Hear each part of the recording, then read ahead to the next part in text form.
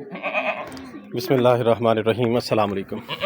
Welcome to animal success YouTube channel. Viewers, मैं हूँ राना ज़ैनुल आबिदीन और लोकेशन है जी डिस्ट्रिक्ट विहाड़ी। ये आपके सामने एक गौट आपको नज़र आ रही है। ये प्रेग्नेंट थी, तो अभी टाइम इसका पूरा नहीं था, तो इसने जो है अपने तमाम आसार जो हैं वो डिलीवरी वाले कर लिए। मैं इधर आया, भाई ने बुलाया, तो मैंने देखा कि ये जो है अब कंट्रोल के काबिल नहीं है। तो इसने जो है बिफ़ोर टाइम डिलीवरी कर दी है, यानी अबॉर्शन हो गई है इसकी। और एक पट जो है वो मैंने निकाली है अभी।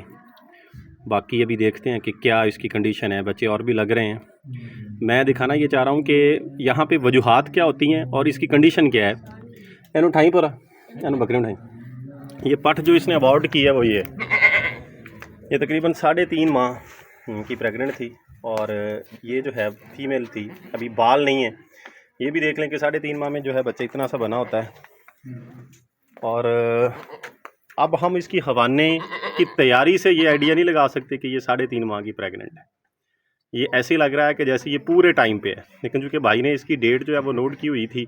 इसका बॉडी स्ट्रक्चर ये आपके सामने, अगर कहें कि वीक थी, वीक भी कोई नहीं है। सेहत भी इसकी बिल्कुल नॉर्मल है, अच्छी है। दूध भी इसने पूरा उतारा है और होगा भी ठीक। अभी ये देख लेते हैं जी, ये देखें, दूध भी इसने पूरा ठीक उतारा हुआ है। इसके हवाने की थनों की कंडीशन भी यही है कि जैसे जानवर जो है वो डिलीवरी के टाइम पे करता है। अब होता यह है कि एक तो सर्दी है, सर्दी के मौसम में चारा तब्दील होता है। और दूसरा जो है, हम अक्सर जो है वो लापरवाही करते हैं कि प्रोजेस्टेरॉन जो है वो नहीं लगाते। वो लगा देना चाहिए। जानवर इन्होंने 22 से परचेज़ किया था। जिस जानवर की हिस्ट्री जो है वो हमारे पास ना हो, उसका हमें नहीं पता होता कि इसकी इंटरनल कंडीशंस क्या हैं, किस तरीके की डिलीवरी के दौरान ये हरकतें करती है, किस तरीके का ट्रीट करती है। तो ये फर्स्ट टाइम इनके पास थी। पहले तो हुए तो इसने डिलीवर किए हुए हैं 2-3। इसकी बॉडी स्ट्रक्चर, इसकी एज जो है वो बताती है। लेकिन यहाँ पे ये कहा है कि क्रॉस हुई। क्रॉस होने के बाद अब ये 3.5 माह पे इसने 1-2 दिन से तैयारी ऐसे की हुई थी। मैंने इनसे पूछा भी कि ये तो ऐसे लग रहा है जैसे तैयार हो रही है। उन्हें कहा नहीं, इसका टाइम रहता है। तो ये देख ले, अगर ये कंफर्म हो आपको कि मैंने बोला भी था कि ये प्रोजेस्टेरॉन से लगा दिया जाए, अगर हम टेबलेट यूज़ कर रहे हैं तो एनी हो, इंसान के पास में कोशिश होती है।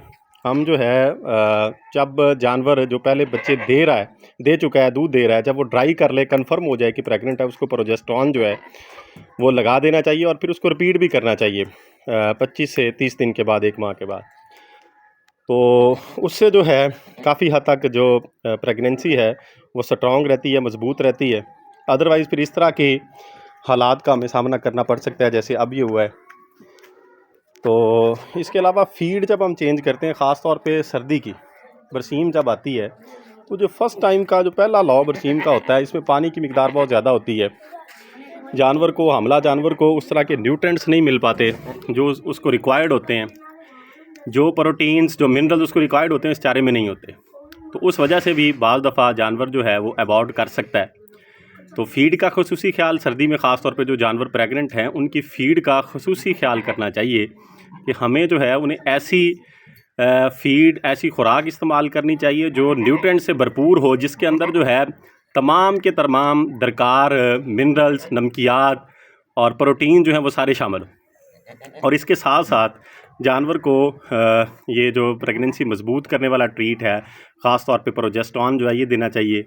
और एक जो है इसमें हम जो है होम्योपैथी साइड पे जाएं तो टेबलेट्स मिलती हैं जिनको हम गाइनी प्लस के नाम से आती हैं, वो भी यूज़ करवाते रहना चाहिए साथ साथ। उसके भी बड़े अच्छे रिज़ल्ट हैं। मैंने वो खुद भी यूज़ किए हैं, कुछ भाइयों ने भी इस्तेमाल उसको किया, उसका भी रिज़ल्ट जो है वो बड़ा अच्छा मिलता है। वो आप आखिरी दिन तक, बल्कि आप खाली जानवरों को भी वो इस्तेमाल करवा सकते हैं। ऐसे जानवरों को जो प्रेगनेंसी जो है वो कंसीव नहीं करते, यानी ठहरते नहीं हैं, उनको भी हम इस्तेमाल कर सकते हैं। और ये जो टेबलेट्स हैं उन जानवरों को भी इस्तेमाल करवाई जा सकती हैं जो कि हीट पे नहीं आते। उनको भी ये अंदर की मजबूती के लिए, यानी जो अंदरूनी सिस्टम है बकरी का, जानवर का, उसको ये स्ट्रॉन्ग बनाती हैं। जब बकरी जो है वो अंदरूनी तौर पर, मादा जानवर जो है वो स्ट्रॉन्ग होगा तो वो वक्त पे हीट पे भी आएगा और कंसीव भी करेगा। यानी इन टेबलेट्स का कोई साइड इफ़ेक्ट नहीं है। होम्योपैथिक की ये मेडिसन है और इसके बड़े अच्छे इम्पैक्ट्स हैं जानवर के ऊपर। उस जानवर के ऊपर भी जिसको आप तैयार कर रहे हैं क्रॉस करवाने के लिए, या वो जानवर जो क्रॉस हो चुका है, दोनों सूरतों में आप इसको इस्तेमाल कर सकते हैं और आखिरी दिन तक ये इस्तेमाल करवाई जा सकती हैं। इनकी कोई रिस्ट्रिक्शन नहीं है, किसी किस्म के कोई नुकसानात नहीं है। तो अब ये जो सूरत हाल बनी है, इसकी ये चंद एक वजूहात मैंने पहले आपको बताई हैं। इसके अलावा सर्दी के अंदर अगर जानवर आपका स्ट्रेस में होगा, किसी भी किस्म का स्ट्रेस उसे हो, वो जगह का हो सकता है कि जिस जगह पे वो बैठता है वो जगह अगर गीली होगी, या वो सर्दी फील करेगा, या उसका रात का जो कमरा है जिधर आप उसको बंद करते हैं, रात को वो वक़्त गुजारता है, अगर वहाँ पे सुकून मैसर नहीं होता, आरामदेह नहीं है वो जगह, तो फिर भी जानवर जो है वो स्ट्रेस में आ सकता है और उस स्ट्रेस की वजह से वो जो उसकी प्रेगनेंसी है उसको ज़ाय कर सकता है, अबॉर्ट कर सकता है। इसके अलावा अगर जानवर आपका नया है, मतलब नई जगह से आया, या वैसे वो बाकी जानवरों से डरता है, बाकी जानवर उसे मारते हैं, मार की वजह से अगर कोई चोट आ जाए जानवर को पेट पे या जिस्म के किसी भी हिस्से पे, ख़ास तौर पे पेट पे, ज़ाहिर बात है पेट के अंदर जो है बच्चे हैं, अगर चोट लगेगी तो फिर भी वो जो प्रेगनेंसी है उसकी, वो उसको होल्ड नहीं कर सकेगा और नतीजतन अबॉर्ट कर देगा। तो हमें इन तमाम सूरत हाल जो हैं, जो भी ये मैंने आपके साथ डिस्कस की हैं, इनको मद्देनज़र रखना होगा। अपने जानवर को रहाइश जो है वो आरामदेह बनानी होगी, दिन के वक्त भी वो सुकून से रहे, रात को भी उसे जो है आराम मुहैया हो। फीड जो है उसे मतवाज़न खुराक मिलनी चाहिए जो कि हर तरह के नमकियात से भरपूर हो, हर तरह के विटामिन्स मिनरल उसके अंदर मौजूद हो। और फिर जो है तीसरी चीज़ जो है, जो सबसे इंपॉर्टेंट है, मैंने पहले भी आपसे डिस्कस किया, आपको बताया कि प्रोजेस्टेरॉन इंजेक्शन जो है इसका लाजमी इस्तेमाल करें। अब एक हार्मोन है, जो हार्मोनिक चेंज आती हैं बॉडी के अंदर, बच्चा जो है ख़ासतौर पे बकरी 2 माह के बाद, 2 से 2.5 माह के बाद जो है अबॉर्ट की तरफ जाती है। उसकी वजह यही होती है कि बकरी के अंदर बच्चे जो हैं वो तेज़ी से ग्रोथ करना शुरू कर देते हैं। जब वो बढ़ते हैं उनको फीड की ज़रूरत होती है, बकरी को खुद भी खुराक की ज़रूरत होती है। तो हम जब वो खुराक प्रॉपर तौर पर बकरी को नहीं दे पाते तो बकरी जो है वो होल्ड नहीं रखती प्रेगनेंसी को।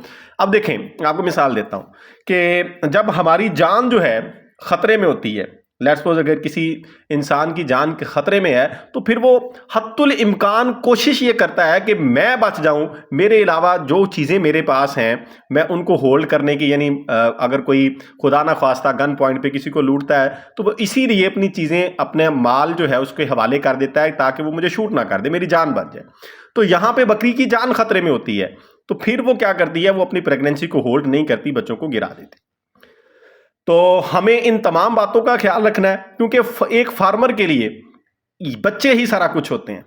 बकरी प्रेग्नेंट हुई है, वो डिलीवर करेगी, बच्चे वो उसके पास बचेंगे, फिर ही ऐसी फार्मिंग का उसे फ़ायदा होगा। अदरवाइज जिस तरह की कंडीशन अब इस बकरी की बनी है, आप लाख रुपए की, 70-80 हज़ार की, लाख रुपए की, 1.25 लाख की, 1.5 लाख की बकरी लेंगे, उसके ऊपर साल मेहनत करेंगे, अपना वक्त लगाएंगे, वक्त को कंज्यूम करेंगे, अपना पैसा खर्च करेंगे, और नतीजतन आपको अगर इस तरह के वाक़यात का सामना करना पड़ा तो आप उकता जाएंगे और फार्मिंग को आप खैराबाद कह दें। और यही कुछ अक्सर हो रहा है। नए फार्मर जो हैं बड़े शौक़ के साथ बकरी फार्मिंग में आते हैं, जब इस तरह के वाक़यात उनके साथ होते हैं तो वो कहते हैं कि ये तो नफ़ा बख्श कारोबार ही नहीं है, ये तो ऐसा शौक़ है जो कि नुकसान देता है, और वो भाग जाते हैं। तो हमें अगर ये फार्मिंग करनी है तो हर हवाले से बकरी को समझना होगा, उसकी खुराक को, उसकी तबीयत को, उसके आराम को, ताकि हम जो है बकरी फार्मिंग में शौक़ के साथ साथ जो हम इनके ऊपर इन्वेस्टमेंट कर रहे हैं उससे फ़ायदा भी लें, हमें आउटपुट भी मिले। तो अब जो है ये बैठने की कोशिश कर रही है, नीचे से जगह साफ़ कर रही है, तो इसके पास एक बच्चा, 1-2 बच्चे अगर और भी हैं तो ये उनको भी अबॉर्ट कर देगी। तो उम्मीद है जी मेरी बातें आपको समझ आ गई होंगी। अपना ख्याल रखिएगा। फ़ी अमानिल्लाह, अल्लाह हाफ़िज़।